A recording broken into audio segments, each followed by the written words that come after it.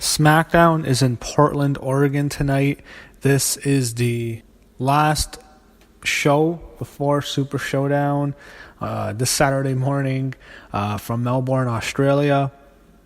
One thing you notice is whenever they do Raw and SmackDown in the Northwest, one night is Seattle, the next night is Portland. It's always like that. It usually goes Raw's in Seattle, then SmackDown's in Portland, like it is this year. But sometimes the other two, it's like whenever they're in, like they love those two cities. Those are two major cities, obviously, and they're close to each other. But it's like they always have to go Seattle and then Portland. It's how they always do it.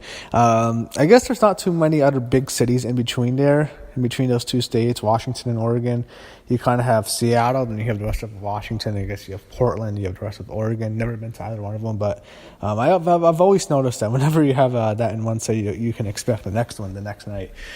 But they start with Paige, and I don't like Paige. I can't stand her, especially on Twitter. I don't find her too bad on TV. When she tweets, I just can't stand her. All the social justice warrior shit, I can't stand her. And they show AJ Styles, and AJ is doing an interview from his home. He's talking about, he's pissed off because Joe went to his house last week. He's talking about, it kind of ends. He says like he's not going to put Joe in a casket. He's going to bury him alive. And I'm thinking to myself, all right, cool, buried alive match. AJ Styles, Samoa Joe, buried alive. That's definitely something WWE would do. Take one of the best matches in the ring and have him have a buried alive match. But I guess it's a singles match. But for him to say buried alive, and they're not going to have a buried alive match, but I don't know. I like the buried alive matches. I like those cool Undertaker casket buried alive. I want to see buried alive. I don't want to see another cast match if they do. I like those kinds of matches. I find them really nostalgic, but I don't know. AJ Styles and Samoa Joe are the best people to put in that kind of a match, but that's not happening. So they're going to push R-Truth and Carmella as the Sacked. They had them beat Andrade, Almas, and Zelina Vega, which I think is bullshit. I mean, they've done such a terrible job with Almas. I'm not too concerned. I think they really want a top Latin star, so I think they will push Almas eventually. I think when the time's right, he will get a big push, maybe even a championship run. They're going to get behind him. I mean, look what they did at Jinder Mahal last year. I guess they can just... all of a sudden, all right, we're going to push the hell out of you and push you to the moon out of nowhere. But I don't like what they've done to Almas and Vega. I like Vega a lot more than Almas, but I think they've kind of wasted them, and I think they have more potential than what we're seeing right now. But I don't know. I don't know why they have to push R-Truth and Carmella. They're fucking horrible. I mean, they're nobodies. Come on, R-Truth should be retired. She can be an agent. He'd be a perfect agent. Carmella, on the other hand, it's like, oh, God, they have to keep pushing this chick. So they show Paige, and she's talking to Ty Dillinger, and he talks about how have a match or they have Paige have to say, I don't understand men. It's like they always have to have Paige doing that far, feminist shit. I don't know. I can't stand Paige. I don't like her. I guess it's Orton and Ty Dillinger. I don't know if it's on SmackDown or on... it is on SmackDown. I guess it won't be on the Showdown. I don't know. Are all the wrestlers who are not booked, are they still going to be there? Everyone has to go, but are they going to have a battle royal? It's not going to have a match on the show. Because a lot of the men, a lot of the women aren't even booked on the damn show. I don't know. They show New Day come out and I'm so tired of these fucking pancakes. And if Kofi introduced Mr. Bootyworth and... I'm good, and Cesaro and Sheamus bore me to death. The bar is just, that thing's run its course, I think. I think it's time to just move on. Maybe ask Sheamus to retire, maybe release Cesaro. I don't think they'll never push Cesaro as a star again, but I think that thing's just run its course. I'm sick of seeing both of them. I'm sick of Sheamus especially, and I'm also sick of Cesaro. I'm sick of seeing the New Day. It's like, I've seen these... WWE needs to, renovate the roster a few times. Once every 4 or 5... maybe every 4 years... just do a kind of a renovation, hey, you're just a mass firing, a mass turnaround. I feel like I see the same people over and over again, and I'm sick of seeing them. It's like, I want to see other people. I want to follow other people's careers. I'm sick of seeing the same people, and I'm really tired of the New Day. It's been 4 years. They've had a great run. It's been a massive success, big merchandise success, but not as much anymore. Their merch sales are going down. I think, then I really feel the New Day's run its course now, and I wish they'd... I don't know, do something else. So they show a commercial for 2K19. They have Orton and Ty Dillinger next, have a match. Who's going to win this? All right. Yeah. Who do you think will win? They're wrestling, and what happens is Orton's gonna do this new gruesome thing. I guess he pulled out turnbuckle pads. He puts Ty Dillinger's finger and then he rips it. I guess to do that, the same stuff he did to Jeff Hardy now with the earlobe. That's not as gruesome, but I guess that's what I'm gonna have Orton do. Disgusting stuff, so it doesn't end anything. They show Shelton Benjamin with the English backstage boring. They show Rusev come out. I think they've just destroyed Rusev. I don't care anymore about Rusev Day. Sorry, guys. She says they're talking about the stupid stuff in Milwaukee. I'm bored to death. I'm afraid this is going to turn into Rusev and Lana against, it'll be similar to that Dolph Ziggler and Summer Rae with Rusev and Lana feud. Just that awful feud from a few years ago. One of the worst feuds I've ever seen in my life. I'm afraid that's what this is going to turn into right now. And then they show Aiden English mocking them. He's in a hotel room rehearsing his ring entrance. He's talking about how he slept, with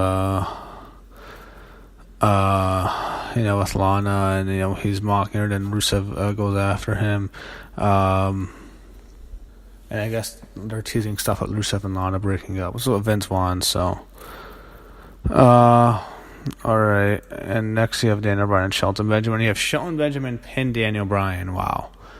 All right, they actually gave Shelton a victory over Daniel Bryan. I find Daniel Bryan a lot less likable after that stupid stuff he said about Brie and cyberbullying. Daniel Bryan is just being a snowflake right now. Your girlfriend, your wife, she fucking kicked another girl in the fucking face and knocked her out and gave her a fucking concussion. Shut the fuck up. She deserves to be fucking criticized. I'm so sick of all these wrestlers caping up for Brie Bella. Shut the fuck up. I can't stand some of these guys. Just all these fucking WWE, these guys who are not with the company, just wanting in with the company. They want a big Saudi Arabia paycheck, so they just suck her up. They tell all the internet smart fans to shut up. I'm just so annoyed with some of these fucking idiots. It's like, shut up, guys. Fuck you guys. Telling the fans, it's just the whole civil war. It feels like with wrestling between the performers and the fans. It feels like we're in a fucking civil war. They did something for breast cancer awareness. They show Billie Kay and Peyton Royce talk about the match they want to have in Australia. And they have Peyton Royce and Asuka have a match. Asuka wins. I think the Iconics will win at the showdown. I think they probably should. It would make more sense. But they gave Asuka victory over Peyton Royce. So I'm picking Peyton and Billie probably to win in Australia. They show Becky Lynch coming to the ring, and she talks about the match. They show like a video package of her and Charlotte in SummerSlam. It's clear Becky's the heel. They want her to be the heel.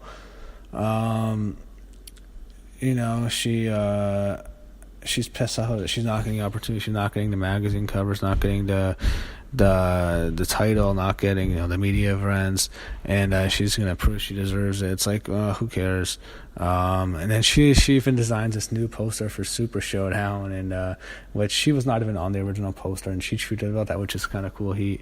Charlotte comes out, caught some booze. I'm bored of this shit with this rivalry. They show Charlotte gets the better hand. She spears her. She goes for the figure